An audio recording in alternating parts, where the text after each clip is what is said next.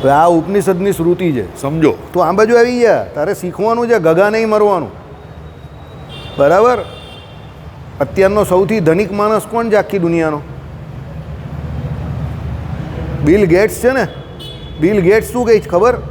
તમે જન્મો ત્યારે ગરીબ હોવ ને, એટલે કોઈ ગરીબને ત્યાં જન્મો ને એમાં તમારો કોઈ વાંક નથી, પણ તમે મરો ત્યારે ગરીબ હોવ ને તો તમારો 100% વાંક છે. અંગ્રેજીમાં એવું કહે છે કે if you are born in a poor family there is no fault, but if you will die poor there is a fault. એટલે તમે આખી જિંદગી કંઈ કર્યું નહીં એટલે તમે ગરીબ રહી ગયા, એનો કહેવાનો મતલબ એવો છે. સમજી ગયો? એટલે આપણે કંઈ નથી આવડતું કે ન ભણી શક્યા, ઓકે, ભૂલી જવાનું એને, પણ હવે ભણવાનું પૂરેપૂરું, એનો પ્રયત્ન પૂરેપૂરો કરવાનો, મગજના દરવાજા ખોલવાના. હવે યાદ રહી જ ને કે 26 તારીખ સુધીના દૂધના પૈસા આવી ગયા. કેવું યાદ રહી છે? કામ આપ્યું તો કામ નહીં રહેતું હતું તો કેવો લહેર આમ શાંતિથી આમ કરીને ફર્યા કરતો હતો. અને હવે ખબર પડી ગઈ એને, નહીં તો 500ની મને ઉઠી જશે. રોજના 500 રૂપિયાનું દૂધ જાય ત્યાં તો પૈસા આવેલા તેને પાક્કું યાદ છે, 26 તારીખ સુધીના આવેલા છે. યાદ રહી જ ને. હવે કશે લખવાની બી જરૂર નહીં પડશે, દિવસે દિવસે મોડે થઈ જશે બધું. બરાબર. ચાલો, એટલે આપણે આ ઉપનિષદમાં આ શ્રુતિ છે, સત્યમ જ્ઞાનમ અનંતમ બ્રહ્મ.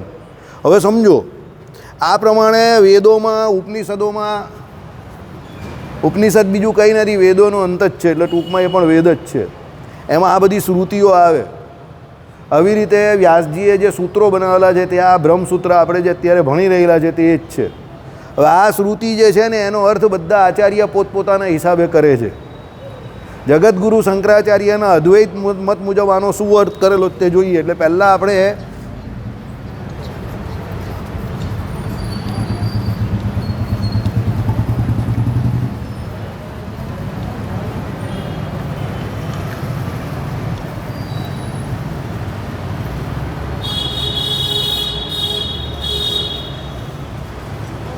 હવે એનો અર્થ સમજીએ. જે યાદવ પ્રકાશદાસજી કરતા હતા તે, જે રામાનુજાચાર્યના ગુરુ યાદવ પ્રકાશદાસજીએ આનો જે અર્થ કરેલો તે, કારણ કે એ નિર્ગુણ નિરાકાર બ્રહ્મની ઉપાસનાવાળા હતા. સમજો, આ તમને હું એટલા માટે ચલાવું છું કે આ ચલાવશું પછી આપણે આપણું કેટલું પાવરફુલ છે તે ખબર પડશે. બરાબર ને? તમે ઓછા છો તો હમણાં 15 મિનિટમાં પૂરું પણ થઈ જશે. આનો અર્થ પહેલાં થયો સત્યમ. બરાબર. તો સત્યમનો અર્થ જગતગુરુ શંકરાચાર્યએ શું કરેલો છે? તો જે મિથ્યા નથી એ સત્ય છે. બરાબર. તો મિથ્યા શું છે પહેલાં એ સમજવું પડે. તો એમની દ્રષ્ટિએ માયા જે છે તે મિથ્યા છે, જગત જે છે તે મિથ્યા છે. એટલે એમનું સૂત્ર શું હતું જગતગુરુ શંકરાચાર્યનું? જગત મિથ્યા, નારાયણ સત્ય. એટલે એમણે આ સત્યમ શબ્દનો અર્થ શું કર્યો? મિથ્યા નથી તેવું. હવે આ અહીંયા આ આપણે કરીશું રહેલા જે પહેલાં સમજી લો આ શ્રુતિનો અર્થ. આ જે ત્રણ જે છે ને, સત્યમ, જ્ઞાનમ અને અનંતમ, એ આ બ્રહ્મ જે છે ને એના વિશેષણ છે. બ્રહ્મ એટલે કોણ? આપણી રીતે ભગવાન. હવે જગતગુરુ શંકરાચાર્યના મતે આનો અર્થ એટલે એમનું બ્રહ્મ જે છે તે આ શ્રુતિ મુજબ એ અર્થ શું કરતા હતા બ્રહ્મ તત્વનો એ સમજો. આ કેમ હું તમને વધારે સમજાવું એનું કારણ તમને કહું. આમાં અહીંયા આ ડાયરેક્ટ લક્ષણો જે ત્રણે ત્રણ કયા છે તે બ્રહ્મના એટલે ભગવાનના કયા છે, કોઈ એનજી પેન્જીના નહીં કયા. હું એટલે આને 3 દિવસથી ચલાવું છું. આ સમજવું બહુ જરૂરી છે. ભગવાનનું લક્ષણ આપણી ભાષામાં કે બ્રહ્મનું લક્ષણ જે કહીએ તે શું છે, આપણા મત પ્રમાણે 121મો શ્લોક જે શ્રીજી મહારાજે શિક્ષાપત્રીમાં કહ્યો ને વિશિષ્ટાદ્વૈત મત, એ લખેલો છે આમાં. હું એટલે તમને આ ઘૂંટી ઘૂંટીને પીવડાવું છું. સંપ્રદાયમાં 99% માણસને ન આવડતું હશે, 1%ને માંડ માંડ આવડતું હશે.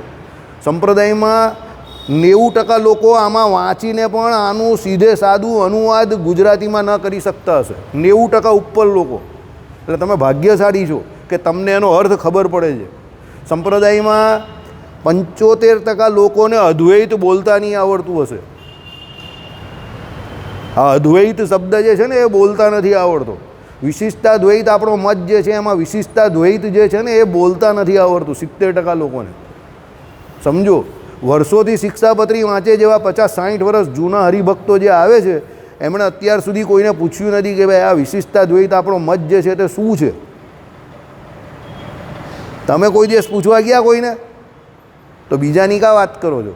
સમજો મારી વાત. એટલે હું તમને આટલું ધ્યાનથી આ શીખવાડું છું કે ભાઈ તમે પણ શીખો અને તમને ખબર પડે કે આપણો સંપ્રદાય કેટલો ઊંચો છે. ગરબડદાસવાળો સંપ્રદાય નથી આપણો.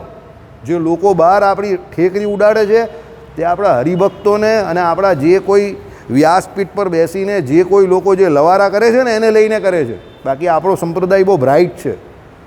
સાહિત્યની દ્રષ્ટિએ, આધ્યાત્મની દ્રષ્ટિએ આપણો સંપ્રદાય બહુ જોરદાર છે. આપણા સંપ્રદાયમાં જે નંદ સંતોએ કામ કરેલા છે, આ બ્રહ્મસૂત્ર ઉપર પણ ભાષ્ય કરેલા છે. એવા જોરદાર આપણે ત્યાં નંદ સંતો થઈ ગયા, મુક્તાનંદ સ્વામી ને ગોપાળાનંદ સ્વામી આદિ. તો આ આપણા જે દાદા ગુરુ કહેવાય ને, રામાનુજાચાર્ય આપણા સંપ્રદાયના દાદા ગુરુ કહેવાય. તો આ એનું ભાષ્ય છે. એટલે આ તો આપણે પહેલાં ભણવું જ પડે, પછી આપણે આપણાવાળાનું જોવાનું હોય. બરાબર? એટલે હું તમને કહું છું કે ભાઈ એમણે સત્યમ શબ્દનો અર્થ શું કર્યો? તો જે મિથ્યા નથી તે. સમજી ગયા? કોણે કર્યો આ અર્થ? જગતગુરુ શંકરાચાર્ય એટલે યાદવ પ્રકાશદાસજી. અહીંયા આપણે અહીંયા લખી દઈએ, યાદવ પ્રકાશદાસજી પણ આવું જ સમજતા હતા.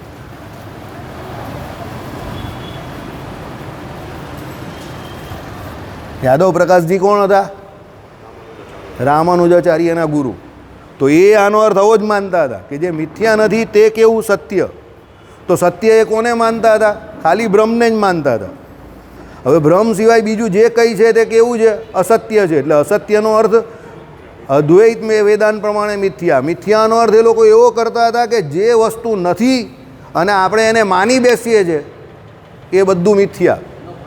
એનો ભાસ થવો, ખાલી આભાસ માત્ર જે હોય તે. એટલે કહેવાનો મતલબ એવો છે જેનું દુનિયામાં અસ્તિત્વ નથી અને એને તમે માનો છો, આભાસ માત્રને હકીકત માનો છો, એ મિથ્યા. દાખલા તરીકે તમે હાઈવે પરથી ઉનાળામાં ગાડી ચલાવતા હો અને તમને પેલા ઝાંઝવાના જળ દેખાય, આગળ પેલું પાણી છે એવો ભાસ થાય ગાડી ચલાવતા હોવ ત્યારે. પણ એ પાણી કોઈ દિવસ તમારી પાસે આવે જ નહીં. તમે જેમ ગાડી ચલાવતા જાઓ એમ દૂર દૂરે પાણી દેખાતું જાય. તો એ જે મરીચિકા કહેવાય કે ઝાંઝવાના જળ જે કહેવાય એ શું છે? મિથ્યા છે. નજીક જાઓ તો તમને એનો ભાસ થયા કરે પણ એ હાથમાં ના આવે. તેમ જગતગુરુ શંકરાચાર્યના મતે માયા જે છે તે કોઈ દિવસ કોઈ તત્વ તરીકે કોઈના હાથમાં નહીં આવતી, પણ એ ખાલી આભાસ માત્ર છે, એ તત્વ નથી. એટલે જગતગુરુ શંકરાચાર્યના મતે સત્યમ શબ્દનો જે બ્રહ્મ અર્થ છે તે એમણે શું કહ્યું છે? મિથ્યા નથી તેવું. એટલે માયામાંથી આ બ્રહ્મને પહેલાં એમણે બહાર કાઢી નાખ્યું. સમજો, આપણે અત્યારે પુસ્તકમાંથી આમાં બોર્ડ પર કેમ લઈએ છીએ કે ભાઈ બ્રહ્મ જે છે તે માયાથી ટોટલી કેવું તત્વ છે? જુદું તત્વ છે. કારણ કે માયા જે છે તે તો કેવી છે? મિથ્યા છે. પણ બ્રહ્મ જે છે તે કેવું છે? સત્ય છે. એટલે એમણે શું કહ્યું? જગત મિથ્યા, નારાયણ સત્ય. પછી એમણે બીજો શબ્દ જે જ્ઞાનમ, એનો અર્થ શું કર્યો? જે જડ નથી તેવું. એટલે જે અજડ છે તે. સમજો, એટલે જે જડ નથી તે. આપણે સાદી ગુજરાતીમાં સમજવાનું, આપણે બહુ વ્યાકરણની ભાષા નહીં વાપરવી, કારણ કે નહીં તો બિચારા ઓલરેડી બધા કન્ફ્યુઝ થયા કરે. સમજો, હવે અહીંયા શું કહ્યું? જ્ઞાનમનો અર્થ જે જડ નથી તે. તો એનો મતલબ શું થયો? આપણે લોકો મસ્તીમાં કોઈને બોલતા હોઈએ, તમારા વરાછાનો ફેવરિટ શબ્દ છે, હાલા જડ જેવો છે, હાવ જડ જેવો છે. બાપ દીકરાને હંમેશા કહેતો હોય હાવ જડ જેવો છે. અમારે ત્યાં પણ કહે છે જડ જેવો છે એવું. જડનો અર્થ શું થાય? જેનામાં જ્ઞાન નથી એ જડ કહેવાય. એટલે જડ જેવો છે તમને એમ કેમ કહી છે કે આપણે જ્ઞાન નથી એમ. સમજો, પણ હકીકતમાં તો જીવ પોતે પણ જ્ઞાન સ્વરૂપ છે. એટલે આપણે કોઈ જડ કહે છે એનો મતલબ એ આપણે ગગો કહે છે.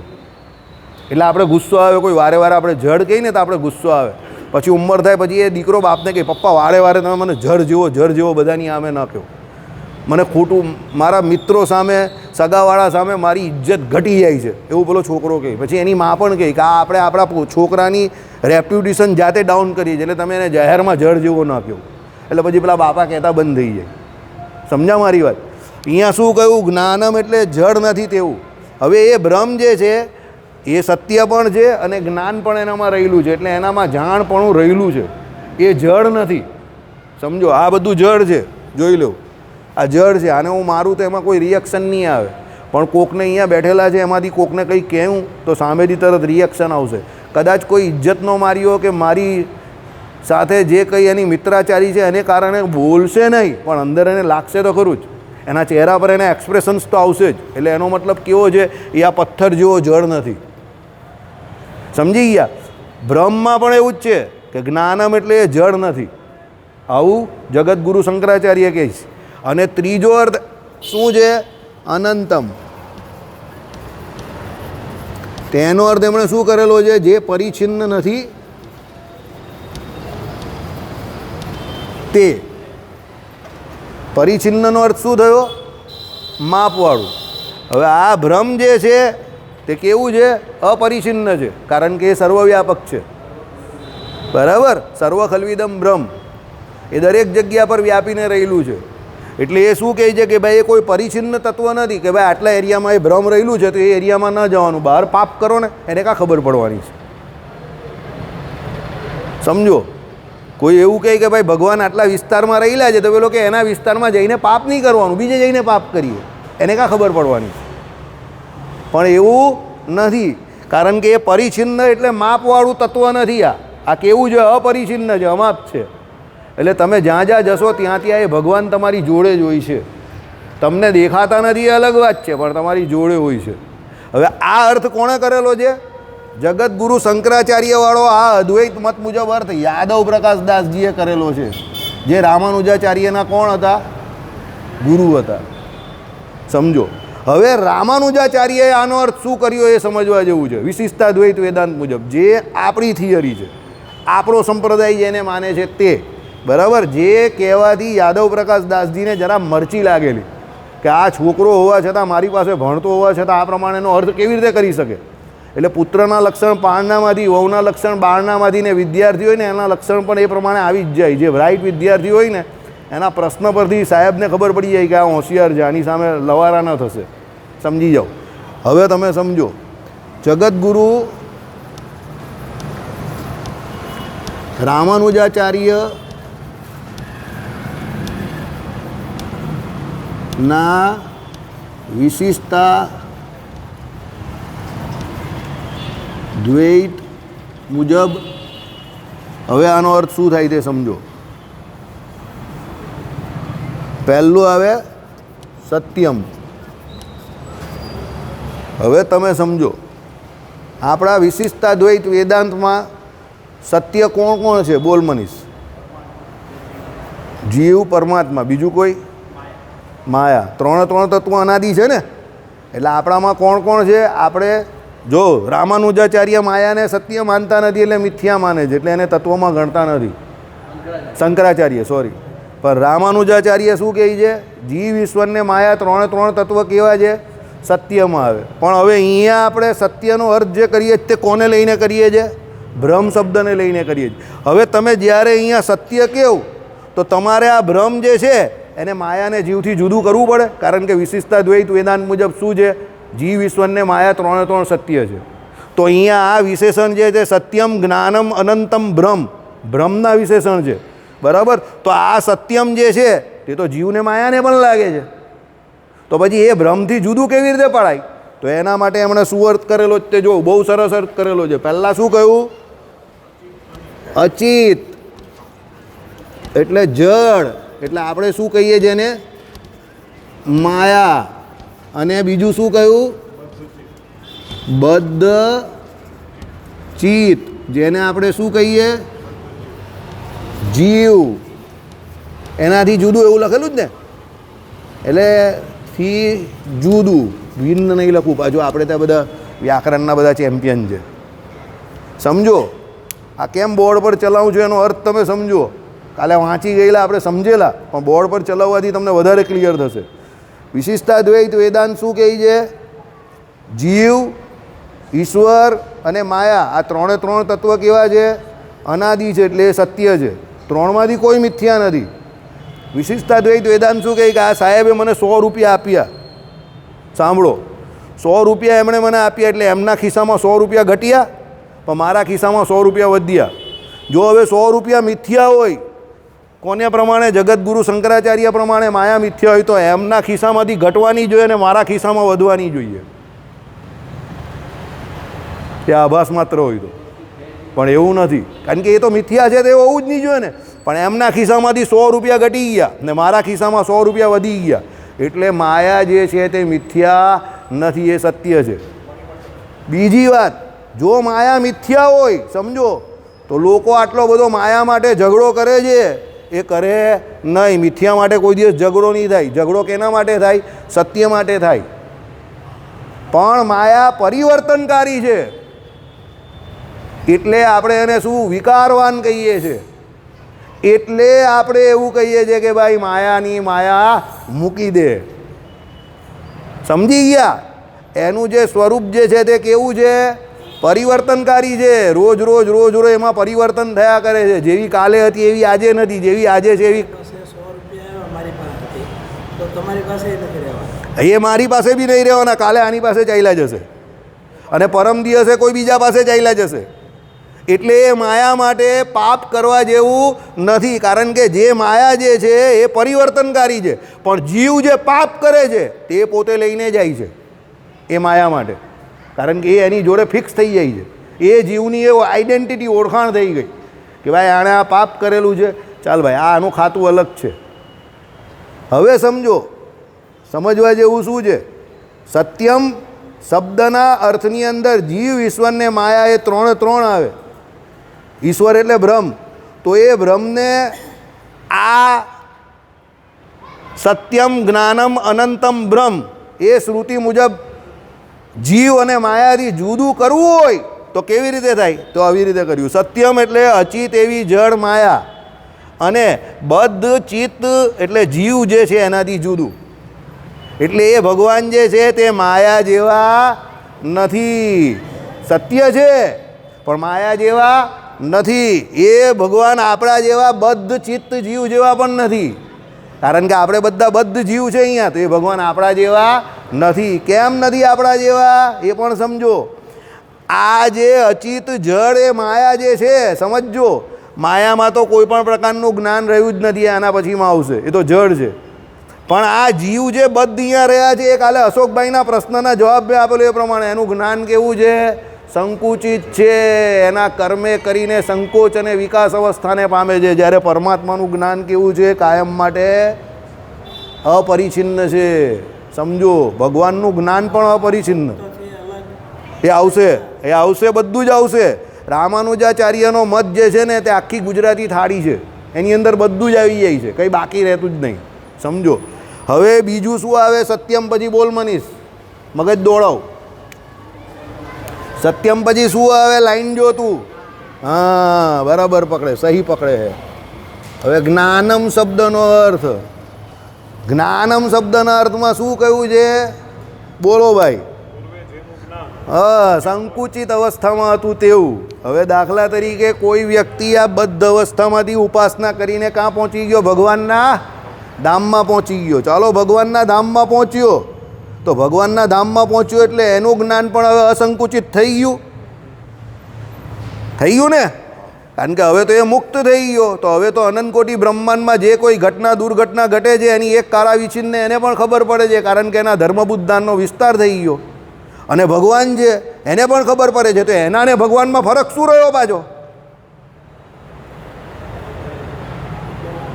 એનાને ભગવાનમાં ફરક શું રહ્યો? સમજો, કારણ કે એ પણ જ્ઞાને કરીને યત્ર તત્ર સર્વત્ર વ્યાપીને રહી ગયો, એવો થઈ ગયો. એનું જ્ઞાન બધે વ્યાપીને રહ્યું. એ તો નહીં એનું જ્ઞાન. અને ભગવાન પણ એવી રીતે બધે, અને ભગવાનને પણ ખબર પડે છે એક કારા વિચિન્ન. તો શું ફરક રહ્યો? તો એ ફરક અહીંયા બતાવ્યો છે. શું કહ્યું? પૂર્વે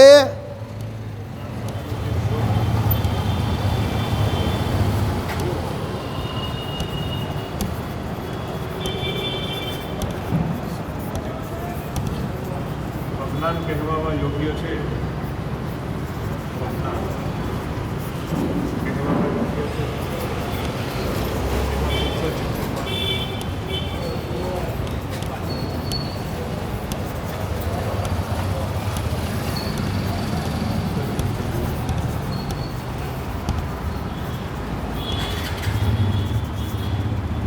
શું કહ્યું? તો જો, પૂર્વે જેનું જ્ઞાન સંકુચિત હોય, હવે આ તો મુક્ત છે, સમજો. તો મુક્ત થાય ત્યારે તેનું જ્ઞાન કેવું થઈ ગયું? અત્ર સર્વત્ર તત્ર સર્વત્ર વ્યાપીને રહી ગયું ધર્મબુદ્ધાન. પણ એનું પૂર્વે જ્ઞાન કેવું હતું? એ મુક્ત ન હતા અને બદ્ધ હતા ત્યારે કેવું હતું? સંકુચિત હતું. એટલે અહીંયા જ્ઞાનમમાં પેલા અક્ષરધામના મુક્તોને બી લપેટી લીધા રામાનુજાચાર્યએ કે ભાઈ પેલો જીવ મુક્ત થાય તો પણ કોઈ દિવસ ભગવાન બની શકતો નથી. કે આવશે આના પછીનામાં કેમ નહીં બની શકતો? કારણ કે પૂર્વે એનું જ્ઞાન કેવું હતું? બદ્ધ અવસ્થામાં સંકુચિત હતું. કાલે આપણે અત્યારે પાછું એ ઉદાહરણ આપીએ. અત્યાર પહેલાં જે ઘનશ્યામ મહારાજના વ્હાઇટ કલરના વાઘા હતા તે દર્શન તમે કર્યા. પછી આ બાજુ જે કોઈ કલરના આપણા નારાયણ મુનિદેવના ને એના જે કલર બહુ વિચિત્ર હતો એટલે મને કંઈ બહુ ખ્યાલ નહીં આવ્યો કેવો કલર કહેવાય ને, પોપટીને બધું મિક્સ કલર હતો. અને પેલા નારાયણ મુનિદેવના હાથમાં 2 જાંબુ હતા મને એટલી ખબર, બરાબર. નાના પેલા આટલા બિચારા સફેદ કલરના જાંબુ પેલા લાલ લાલ થઈ ગયેલા પાકેલા એ મેં જોયા, બરાબર. અને પેલી માતાજીની સાડી પણ બહુ પેલી એક પેલા ચેક્સવાળા કલર જેવી હતી એમ સમજો. હવે એ તમને અત્યારનું ખબર છે કારણ કે દર્શન કરી લીધા. પણ હવે અત્યારે કયા દર્શન કરાવે છે, ભગવાનને ધરાવે છે એ તમને ખબર પડે છે? એ જ્યારે દર્શન કરશો ત્યારે જ ખબર પડશે ને. હવે અક્ષરધામમાં જે મુક્તો બેઠેલા છે એને તમે કહો અત્યારે કે ભાઈ નારાયણ મુનિદેવને કયા વાઘા પહેરાવે જરા જોઈ લે નહીં, તો એ આમ કરીને જોઈ તો એને ખબર પડી જાય. આઈડિયા આવી ગયો? કારણ કે એમનું જ્ઞાન જે છે તે અત્યારે આપણી જેમ સંકુચિત નથી, અસંકુચિત થઈ ગયું. પણ એમનું જ્ઞાન જ્યારે સાસભી કભી બહુથી એ આપણી જેમ જ્યારે બદ્ધ હતા ત્યારે એનું જ્ઞાન પણ સંકુચિત હતું આ પ્રમાણે. આઈડિયા આવી ગયો? જ્ઞાનનો અર્થ શું થાય? જાણપણું. એટલે અહીંયા શું કહ્યું? પૂર્વે જેનું જ્ઞાન સંકુચિત હોય, અજ્ઞાન કહેવાવા યોગ્ય હોય એવા મુક્ત જીવથી પણ જુદું. જ્ઞાન કોઈ દિવસ કોઈને પણ અડધું નહીં થાય. પેલો કહીને આધા સચ આધા જૂઠ, આ ખોટી વાત. આધા સચ આધા જૂઠ હોય જ નહીં. સત્ય એટલે 100% સત્ય અને જૂઠ્ઠું એટલે 100% જૂઠ્ઠું. આધા સચ આધા જૂઠ ખોટી વાત છે. એ બધી પેલા લેખકોએ ઉપજાઈ કરેલી વ્યાકરણની ભાષા જોડે, એટલે આપણે કહીએ ને લેંગ્વેજ જોડે રમત કરેલી વાત છે ભાષા જોડે, કે આધા સચ આધા જૂઠ જેવું છે. એવું કંઈ હોતું નથી. સત્ય એટલે સત્ય, જૂઠ એટલે જૂઠ. તમે એને યુક્તિએ કરીને બોલો એ જૂઠ્ઠું જ કહેવાય, સમજો, બરાબર. એટલે આમાં શું કહ્યું? પૂર્વે જેનું જ્ઞાન સંકુચિત થયું હોય એવા કહેવાવા યોગ્ય જે મુક્ત જીવ એનાથી પણ આ ભ્રમ શું છે? જુદું છે. હવે તમે જો કેટલી ટેકનિકથી રામાનુજાચાર્યએ આ જીવ કરતાં આ ભ્રમને જુદું કર્યું. અહીંયા બદ્ધ જીવ કરતાં એ ભ્રમ જુદું થઈ ગયું. સાંભળો, સત્યમમાં અહીંયા કેનાથી જુદું કર્યું? મુક્ત જીવ કરતાં એ ભ્રમને જુદું કરી દીધું. હવે એનાથી આગળ જશે. ચાલો, અનંતમ.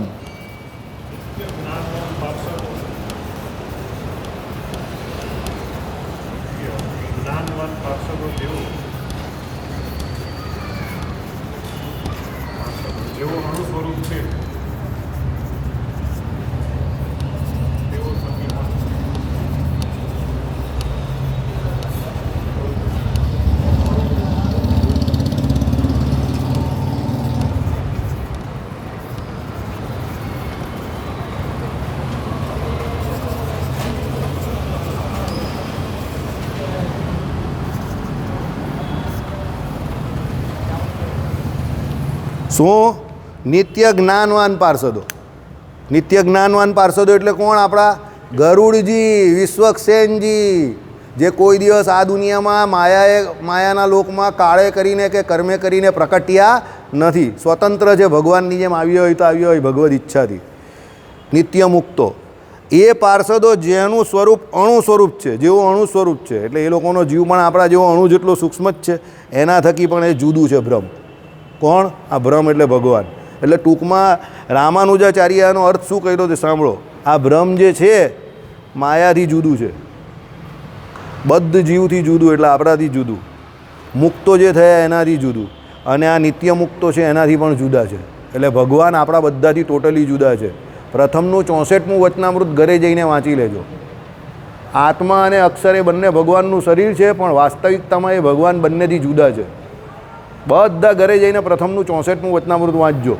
70થી 80% લોકોને ન સમજ પડશે એની ગેરંટી હું આપું છું. પણ તમે એ વાંચીને આવશો ને મને 2 સવાલ કરશો તો મને એવું લાગશે કે તમે કંઈ મહેનત કરી.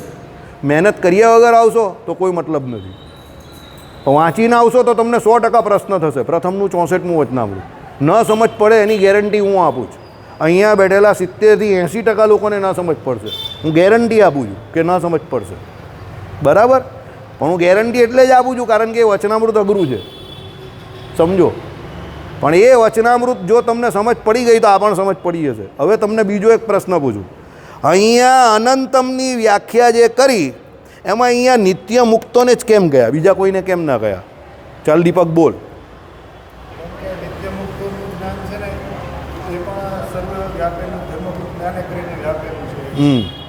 તો બીજાનું નહીં વાપ્યું?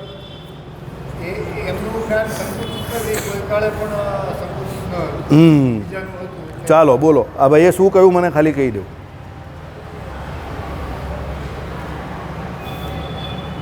બોલ મનીષ, આ ભાઈએ શું કહ્યું?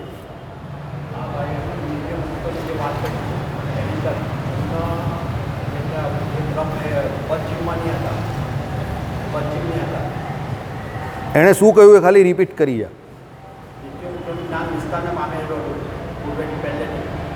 કેમ વિસ્તારને પામી હતું? એ શું કહેવા માંગે છે એ સમજ પડી પહેલાં? શાંતિથી કોઈ ઉતાવળ નહીં. મને નહીં જોયું હોય તો બોલ જાય, મદદ કરે ને.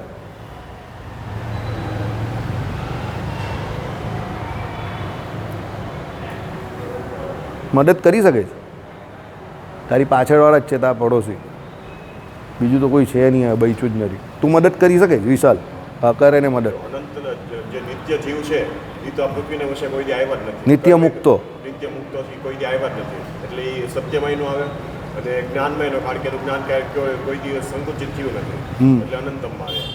નહીં, આણે જે કહ્યું તો બહુ પરફેક્ટ કહ્યું, પણ મેં એટલે જ એની વાત તરત ઉડાડી દીધી. મેં રોંગ ડાયલિંગ થઈ ગયો, રોંગ નંબર ડાયલ થયો. મને એ ખબર હતી કે એ વધારે બોલશે તો તમને ખબર પડી જશે. મને એ પણ ખબર હતી કે એ જે આટલું બોલ્યો જ ને એ લોકો નહીં બોલી શકે,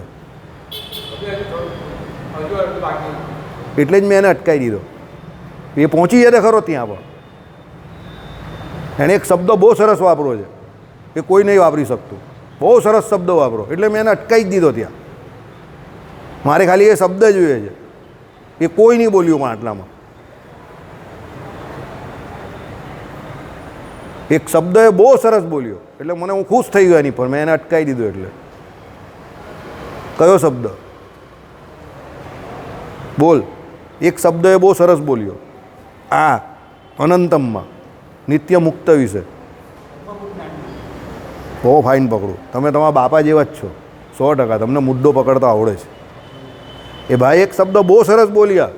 નિત્ય મુક્તનું ધર્મભૂત જ્ઞાન જે છે એ કોઈ કાળે સંકુચિત હતું જ નહીં, સમજો.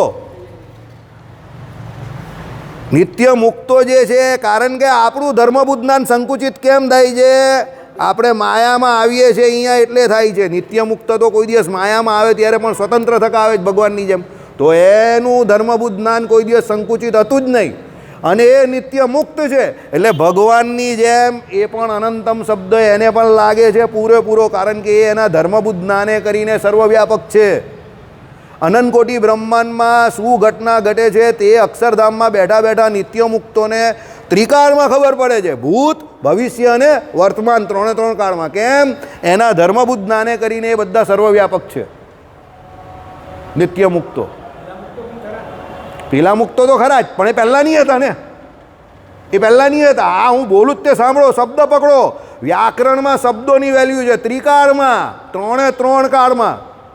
નિત્ય મુક્તો કોઈ દિવસ આ લોકને વિશે માયા એ કરીને નથી આવ્યા. એટલે ભૂત, ભવિષ્ય ને વર્તમાન ત્રિકાળમાં એમનું જે જ્ઞાન જે છે એ સર્વવ્યાપક છે.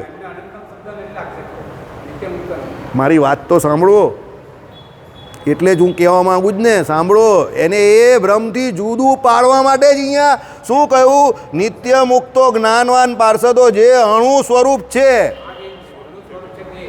સાંભળ મારી વાત, અટકી જા. હું જે કહું તે સમજ, વચ્ચે વચ્ચે નહીં બોલો. એનું ધર્મભૂત જ્ઞાન જે છે તે તો સર્વવ્યાપક છે જ, પણ એનો આત્મા જે છે તે અણુ સ્વરૂપ છે. પણ ભગવાન જે છે એ તો ધર્મી પોતે સર્વવ્યાપક છે. એટલે એનું ધર્મભૂત જ્ઞાન તો સર્વવ્યાપક છે જ, એટલે એને તમે અનંતમ તો કહી શકો. સાંભળો, પણ એનો આત્મા જે છે તે અણુ સ્વરૂપ છે, એટલે અનંતમ નહીં કહ્યું એને. એટલે એને ભગવાનથી જુદું પાડવા અહીંયા અનંતમની વ્યાખ્યામાં નિત્ય મુક્તને શું કહ્યું? ધર્મભૂત જ્ઞાને કરીને અનંતમ કહી શકો, પણ ધર્મી અનંતમ નથી, અણુ પરિમાણ છે. એટલે એને ભગવાનથી આવી રીતે જુદું પાડ્યું. અનંતમ તો છે જ, અનંતમ નથી એવું નહીં કહી શકો, સમજો. પણ ધર્મભૂત જ્ઞાને કરીને જે કેશુ સ્વામી કહેતા હતા કે મુક્તો જે છે તે પોતે અનંત કોટી બ્રહ્માંડમાં અત્યારે પણ જે ઘટના ઘટે એ જાણી શકે છે, પણ એના ધર્મભૂત જ્ઞાન દ્વારા, પોતે વ્યાપીને નહીં રહ્યા. એટલે અનંતમ એના માટે લાગે, એ એના માટે અનંતમ લાગે છે, એનાથી જુદું પાડવા જ આ શબ્દ વાપરો. શું છે? અણુ સ્વરૂપ છે. ધર્મી જે છે તે અનંતમ નહીં લાગે, એના ધર્મો જે છે એના તે અનંતમ થઈ ગયા. એના ક્યાં અહીંયાથી બદ્ધ જે છે એ મુક્ત થયો તો એને પણ અનંત વ્યાખ્યા લાગી જાય, કારણ કે એ પણ જ્ઞાને કરીને અનંત કોટી બ્રહ્માંડમાં વ્યાપીને રહી શકે છે. શું કહ્યું? સ એકદા ભવતી, દ્વિધા ભવતી, ત્રિધા ભવતી. એ પોતે મુક્ત 1, 2, 3 અરે 500,000 દેહ ધારણ કરી શકે છે, એટલો બધો સ્વતંત્ર થઈ જાય છે ત્યાં જઈને. અને જ્ઞાને કરીને એ ભગવાનની સેવા ત્યાં કરે છે. એને એના જ્ઞાનના વિસ્તારમાં તે ઇન્દ્રિયો અંતઃકરણની પણ જરૂર નથી અક્ષરધામમાં ગયા પછી.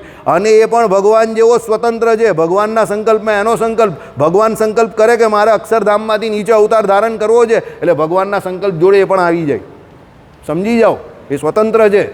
એક વખત માયાથી મુકાઈ ગયો એટલે એ સ્વતંત્ર થઈ ગયો. એટલે અનંતમ વ્યાખ્યા જીવને પણ લાગે છે. અહીંયા જો જેમ જ્ઞાનમાં પણ જીવને લાગે જ છે, પણ એનું પૂર્વે જ્ઞાન સંકુચિત હતું એમ કહ્યું. પણ કેમ અહીંયા કેમ કહ્યું કે ભાઈ પૂર્વે એનું જ્ઞાન સંકુચિત હતું, એટલે જ્ઞાન તો છે જ ને એનામાં. તેમ અહીંયા અનંત તો છે જ, સમજો. પણ ધર્મે કરીને, ધર્મી નહીં, ધર્મી કારણ કે એનો અણુ સ્વરૂપ છે. આ જ સમજવાનું છે, એટલે લખેલું છે. સમજાવ્યું તો પણ હજુ 50-60% લોકોને ક્લિયર નથી. તને ક્લિયર થઈ ગયું દીપક? દીપક જે બોલ્યો એકદમ પરફેક્ટ બોલ્યો. મેં એને એટલે જ અટકાવી નાખ્યો, મને ખબર હતી કે આ ઘણા બધાને એના ખબર હશે. ધર્મભૂત જ્ઞાન જે છે સમજો, એ નિત્ય મુક્તોનું પહેલેથી ત્રિકાળ બાધિત છે.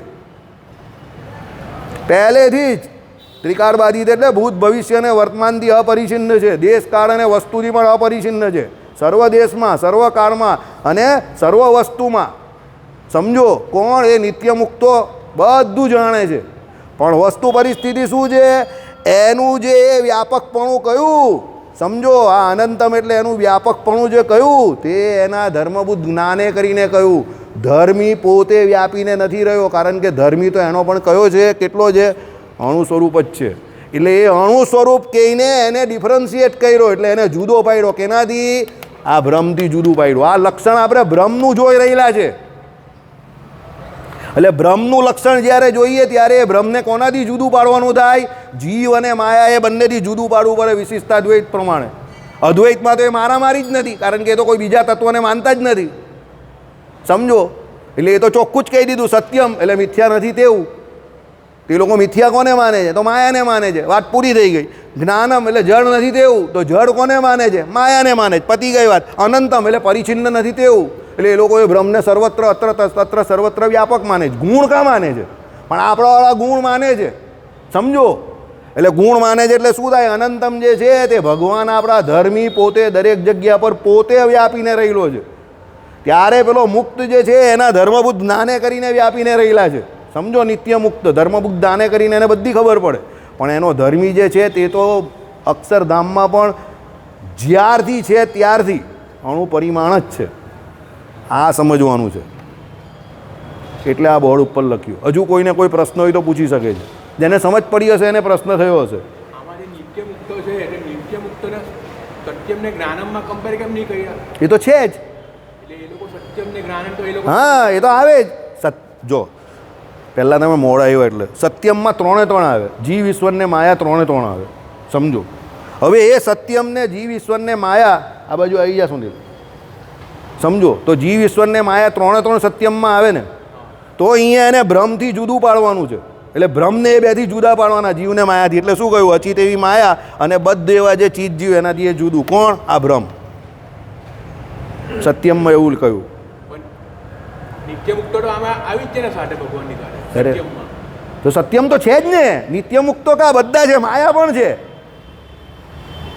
જુદું પાડવા માટે અચિતની વાત કરો છો તમે. સમજો, મારી વાત સાંભળો. આ જે અચિત એટલે માયા, રામાનુજ વેદાંત પ્રમાણે કેટલા તત્વો સત્ય છે? જીવ ઈશ્વર માયાનો જીવ ઈશ્વરને માયા 3 સત્ય છે. હવે સમજો, હવે તમે અહીંયા જીવ ઈશ્વરને માયા અને સત્ય કેવું ત્રણે ત્રણને, તો ભગવાનની જ્યારે તમે વાત કરો, બ્રહ્મની જ્યારે વાત કરો, ત્યારે એને જીવ ને ઈશ્વર એ બેથી જુદા પાડવા પડે. સમજો. હવે અહીંયા આ સત્યમની વાત આવી છે, ત્યાં શું કહ્યું? અચિત એવી માયા અને બદ્ધ ચિત એવા જે જીવ એનાથી એ જુદા છે એવું કહ્યું. તો તમે એમ કહેવા માંગો તમારો પ્રશ્ન એવો છે, તો અહીંયા આ કેમ ન કહ્યું? આ નિત્ય મુક્તોને કેમ ન કહ્યા? એનાથી જુદા કેમ આ સત્યમમાં નહીં પાડ્યા?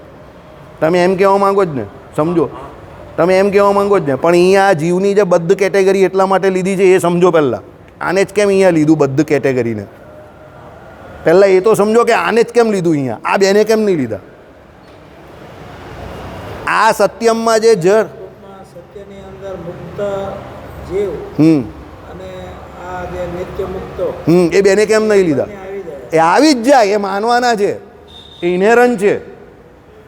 આની પર તમે ડાઉટ કરી શકો, કારણ કે આમાં શું છે, બદ્ધ એવા જીવ જે છે ને એનું જ્ઞાન જે છે ને તે ભલે સત્ય હોય, પણ એ જ્ઞાન એનું ગમે ત્યારે કેવું થઈ જાય છે?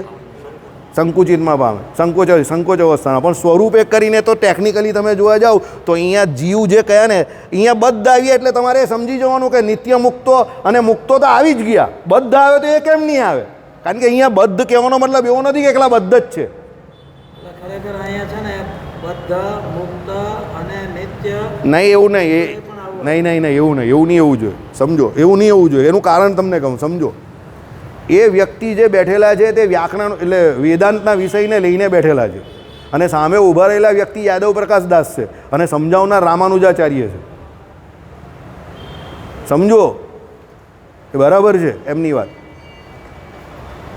આ પહેલા ધોરણની વાત નથી, આ કોલેજ લેવલની વાત છે. અહીંયા જ આ બદ્ધની વાત આવી તો પેલા બે સમજી જ જવાના એમ. હવે તમે આપણું બેકગ્રાઉન્ડ નથી ને. દાખલા તરીકે તમે 31 તારીખનો કોઈ પણ એ આપો કે આ 31 તારીખ સુધીનું સર્વૈયું છે, તો જે કોમર્શિયલ વ્યક્તિની હોય તે કહે તો પછી 5મી તારીખે મેં શું કરેલું એ નહીં ખબર પડી મને. તે કે 31 તારીખ સુધીનું જોઈ લેજે, અંદર 5 તારીખનો આવી જશે. સમજી ગયો? તારા માટે એ બહુ ઇઝી કામ છે. તું કહે કે તું 31 તારીખ સુધીનું બેંકમાં જઈને આપી દેજે ને, એટલે પેલો 5મી તારીખે શું કરેલું તેને સમજ પડી જશે. પણ જે કોમર્સનો વ્યક્તિ છે તેને શું, એ પેલો 5 તારીખની આજુબાજુ રમ્યા કરશે, કારણ કે એને 5 તારીખની જરૂર છે, એટલે એ તને પૂછ્યા જ કરશે. બદ્ધ ચિત્તની અંદર તો આ લોકો ના આવે ને. કોણ? આ જે મુક્ત જીવો અને નિત્ય મુક્ત તે તો ન જ આવે ને, એ તો બદ્ધ એટલે. તો એનાથી જુદું તો પણ એ સત્ય ચિત્ત જ લખ્યું છે. એમનો ક્વેશ્ચન મારા જેવો જ છે. અમારા બેને હરખા છે. સવાલ તમારા ક્વેશ્ચન બરાબર હશે, પણ મેં તમને કહ્યું એવું છે, આ કોમર્સનો વ્યક્તિ ન હોય તે તને જે સવાલ પૂછે ને, આ એવો સવાલ છે. આમાં જો બધો આવી ગયા સમજો તો મુક્ત ને, એ તો અરે ભાઈ આ પહેલાં આ વાત તમે સવાલ કેના પ્રત્યે કરો છો? તો સમજો સત્યમાં કરો છો, બરાબર? તો સત્યમાં બદ્ધ એવા જીવને જો ટેકનિક આ લોકો કહેતા હોય તો મુક્તને એને સત્ય નહીં કહી. બદ્ધ એવા જીવો છે એ જુદા કેમ પાડે કે ભાઈ એનું જે જ્ઞાન છે તે સંકુચિતને પામી જાય? હા, નિત્ય મુક્તોનું પામેલું છે, કોઈ દિવસ નથી. બરાબર છે, એ તો સત્ય જ છે, એટલે એ સત્ય જ છે. હવે સમજો, નિત્ય મુક્તને અહીંયા કેમ લાવ્યા તે ખબર છે? આ અનંતમ લાખીએ એટલે જ લાવેલા છે, કારણ કે એ ટૂંકમાં છે ને સત્યમ છે ને એની અંદર 3 આવે. એક બ્રહ્મ આવે, પછી નિત્ય મુક્તો આવે અને મુક્ત આવે. અરે ભાઈ જીવ કે એટલે એમાં બધા આવી જ જાય. આના મત મુજબ એમ કે જુદું લખ્યું છે. અરે આ લોકો કેમ નહીં સમજતા? તમે લોકો યાર આટલી બધી માથાકૂટ ખોટી માથાકૂટ કરો છો. આ માથા અરે તમે સમજો, હું કહેવા માંગુ જ તે તમે હજુ સમજતા ને. નિત્ય મુક્ત અને બદ્ધ જીવ અરે અલગ નથી. બદ્ધમાંથી પેલા નિત્ય, બદ્ધમાંથી નિત્ય થોડા છે. અરે અહીંયા અરે તમે એક મિનિટ તમે જીવના ક્લાસિફિકેશનમાં અહીંયા નહીં લડો. એ જીવનું ક્લાસિફિકેશન આપણા માટે સમજવાનું છે કે એ બદ્ધ છે કે નિત્ય છે કે એ પેલો અહીંયાથી ગયો તે મુક્ત. આ ભાષામાં તો જીવ ઈશ્વરને માયા 3 તત્વની જ વાત ચાલે છે. સમજો, જીવનું ક્લાસિફિકેશન અહીંયા જે કરેલું છે એ આપણી સમજણ માટે છે કે નિત્ય છે કે એ છે. જ્યારે બ્રહ્મ તત્વ જોડે સરખામણી થાય ત્યારે જીવના ક્લાસિફિકેશનને કોઈ લેવા દેવા નથી. બ્રહ્મ તત્વ જોડે સરખામણી થાય તો જીવ અને માયાની જ થાય. પછી એ જીવનું અંદર ક્લાસિફિકેશન તમે કરો કે બદ્ધ છે કે મુક્ત છે કે અહીંયાથી ગયેલો મુક્ત થયો, એ ક્લાસિફિકેશનમાં ઝઘડો નહીં કરો. એને આ ભ્રમ હાથે કોઈ લેવા દેવા નથી. તમે સમજો, આ બ્રહ્મ તત્વનું લક્ષણ આપણે સમજી રહેલા છે એટલે એની કમ્પેરિઝન જીવ અને માયા જોડે જ થાય. એ જીવના ક્લાસિફિકેશન આપણે સમજવાના છે કારણ કે આપણે પહેલાં બીજા ધોરણના સ્ટુડન્ટ છે. આ બધા વ્યાકરણના બહુ ધુરંધર વ્યક્તિની વાત ચાલે છે. એ તમારે સમજી જવાનું. તમારે લખવું હોય તો કે અહીંયા ભાઈ નિત્ય મુક્ત અને પેલા એ પણ જે ગયેલા મુક્ત લખી દેજો. સમજો, એ લખે તો કંઈ વાંધો નથી. પહેલા ધોરણના સ્ટુડન્ટ જેવી વાત છે. મેં તને કહ્યું એવું છે. એ ક્લાસિફિકેશન માટે અહીંયા નહીં ઝઘડવાનું. આપણે લક્ષણીય કોનું જોઈ રહેલા છે એ સમજો. આપણે લક્ષણીય બ્રહ્મનું જોઈ રહેલા છે. તો બ્રહ્મની એ કોનાથી જુદું પાડવાનું છે તમારે? જીવ અને માયાની કમ્પેરિઝનમાં એને જુદું પાડવાનું છે. આ બ્રહ્મનું, આ જીવની જે વાત કરી નિત્ય મુક્ત ને મુક્ત ને, તે તો આપણી સમજણ માટે અહીંયાવાળા માટે છે. પણ બ્રહ્મની દ્રષ્ટિએ તો એ બધા જીવ છે અને બીજું કયું છે તો માયા છે. તો એ બ્રહ્મને જીવને માયાથી જુદું પાડવા આ ક્લાસ આ બધું કરેલું છે. સમજો, આ તો આપણી સમજણ માટે આ બધું અહીંયા કરેલું છે. પણ તમે સમજો કે એના ગુરુ જે શંકરાચાર્યના મતને માનનારા હતા અને આટલી નાની ઉંમરમાં એમના પિતાજી એમને જે ભણાવીને ગયેલા અને ગ્રહસ્થ થઈ ગયેલા, તે છતાં રામાનુજાચાર્યનું જ્ઞાન કેટલું ખતરનાક હતું એ સમયમાં. જુઓ, આટલી નાની ઉંમરમાં કે આ ત્રણ એને અર્થ કેવડા જોરદાર કર્યા કે જે આજે પણ કરવામાં અને સમજવામાં આપણે તકલીફ પડે છે કે ભાઈ અનંતમ તો જ્ઞાને કરીને કાયમ માટે અનંત એટલે એનું સર્વવ્યાપક જ્ઞાન રહેલું છે, પણ ધર્મીનું નહીં. ધર્મી તો સર્વવ્યાપક નથી, એનો ધર્મભૂત જ્ઞાન કોણ? નિત્ય મુક્તનું. તો એ રીતે એ અણુ પરિમાણ જ રહે ઉપર જઈને. પણ બ્રહ્મ જે છે તે તો ધર્મી પોતે સર્વત્ર અત્ર તત્ર સર્વત્ર વ્યાપક છે. તો એ નિત્ય મુક્ત કરતાં પણ જુદું અહીંયા. હવે તમે સમજો, આ અનંતમમાં તમે કહ્યું તો આ મુક્ત કેમ નહીં લીધા? તો તમે એ પણ દલીલ કરી શકો કે એ પણ થાય જ છે ને ત્યાં જઈને. પણ એ ખોટી દલીલ છે. કેવી રીતે ખોટી દલીલ છે ખબર? આનું આવ્યું આવી રીતે કે આનું અણુપરિમાણ છે, તો તમારે આનું તો અણુપરિમાણ સમજી જ લેવાનું હોય. એ ઇન્હેરન્ટ છે. આઈડિયા આવી ગયો. કારણ કે નિત્ય મુક્ત તો કોઈ દિવસ અહીંયા આવ્યા જ નથી, તો એને અણુપરિમાણ કહી દીધો તો પેલો અહીંયાથી ગયો એનું અણુપરિમાણ કંઈ મોટો થઈ જવાનો? એ પણ અણુપરિમાણ જ હોય. એ સમજવાની વાત છે. સમજી ગયા? ન સમજ પડી હોય તો કાલે પાછા પૂછજો. જે પૂછશે એણે મહેનત કરી છે એવું લાગશે. જે ન પૂછશે ક્લિયર કા ક્લિયર્ડ. સાહેબે પૂછ્યું એટલે સમજ પડે છે એમને. આ ભાઈએ પૂછ્યું એટલે એને સમજ પડે છે. બાકીના જે મૂંડી હલાવ્યા કરે છે આમ આમ કરીને એને સમજ પડી નથી. બરાબર? ચાલો. શ્રીપતિમ શ્રીધરમ સર્વદેવેશ્વરમ ભક્તિધર્મ દીપક